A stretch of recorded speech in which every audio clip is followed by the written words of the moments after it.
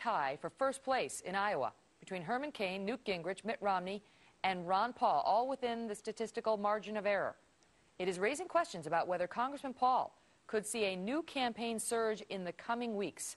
And we are joined now by the Texas congressman and a 2012 presidential candidate, Ron Paul. Congressman, thank you so much for being here. So that's got to come as good news to you. Many people have considered you sort of an also-ran in this race, not your supporters, and certainly not from the look of that poll, the good people of Iowa. Well, we're very pleased, of course not totally surprised because our internal polls have been pretty favorable. But also, I have been talking about significant change in the economy and the foreign policy, and the good reception I'm getting on the campaign trail, especially with young people.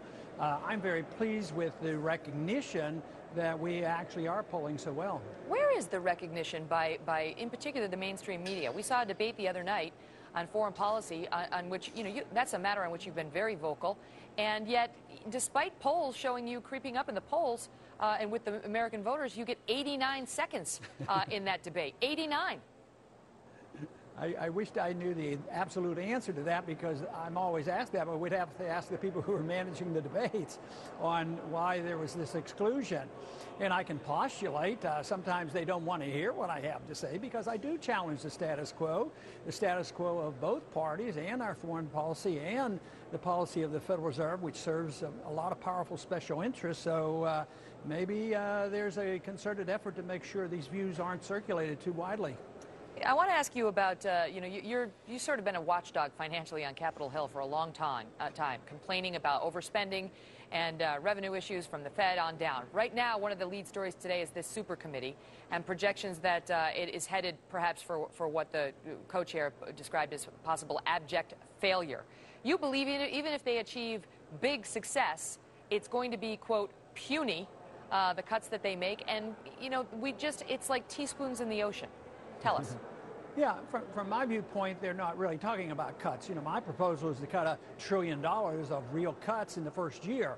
But they're talking about cutting $1 trillion over 10 years, and they're only talking about cutting proposed increases from the baseline. So those aren't real cuts.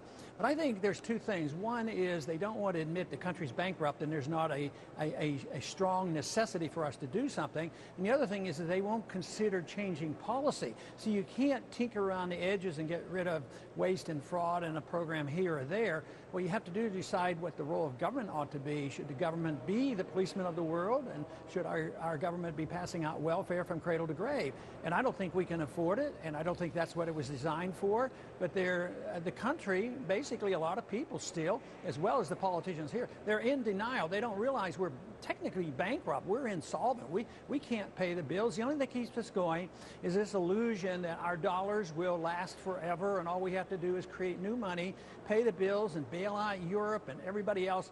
But that's coming to an end, and that's what our financial crisis is telling us. You know who's not bankrupt is former House Speaker and now Minority Leader Nancy Pelosi. She and her husband worth tens of millions of dollars.